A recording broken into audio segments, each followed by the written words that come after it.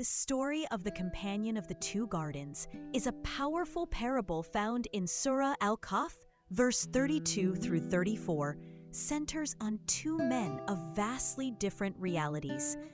One was heavily blessed with earthly riches, while the other possessed modest means but a deep, unwavering faith. God had granted the wealthy man a magnificent estate consisting of two lush gardens. These were masterpieces of natural abundance, sprawling vineyards producing flawless grapes, securely bordered by dense rows of date palm trees. The spaces between the vines were filled with thriving green crops, and a flowing river ran directly through the center of the gardens, ensuring they never suffered from drought. The gardens never failed. Year after year, they yielded their fruit in absolute abundance. One day, walking through his property, the wealthy man allowed his material success to turn into arrogance. Turning to his humble friend, he boasted, "I am far greater than you in wealth, and I command much more power and respect." As they walked deeper into the estate, his pride corrupted his soul entirely. Looking at the thriving greenery, he declared, "I do not think that this will ever perish, and I do not think the hour of judgment will ever come." He went even further, asserting that even if he were returned to his Lord in an afterlife, he would surely be given an even better paradise there, foolishly believing his earthly wealth was proof that God favored him above others.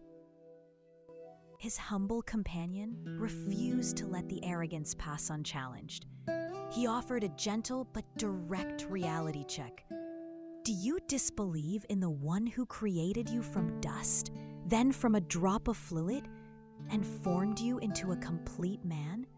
As for me, He is Allah, my Lord, and I associate none with Him. The companion then gave him a blueprint for true gratitude, explaining that when entering such a beautiful property, he should have recognized the divine hand behind it and said, "Masha'Allah, la quwwata illa billah." What Allah has willed has occurred.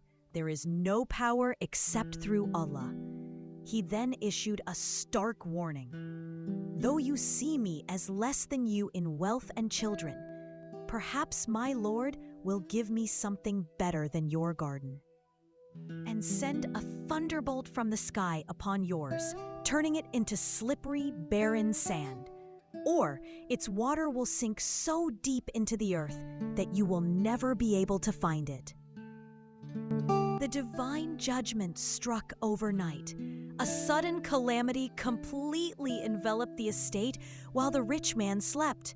The next morning, the wealthy man walked out to find his paradise entirely obliterated.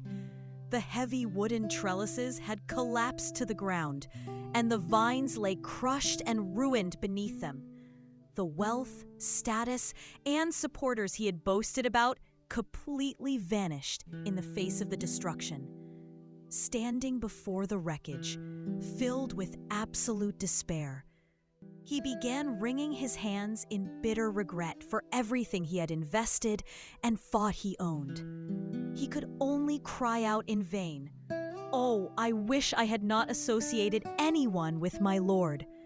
But his regret came too late, serving as a timeless reminder that earthly blessings are a test, and true security belongs to God alone.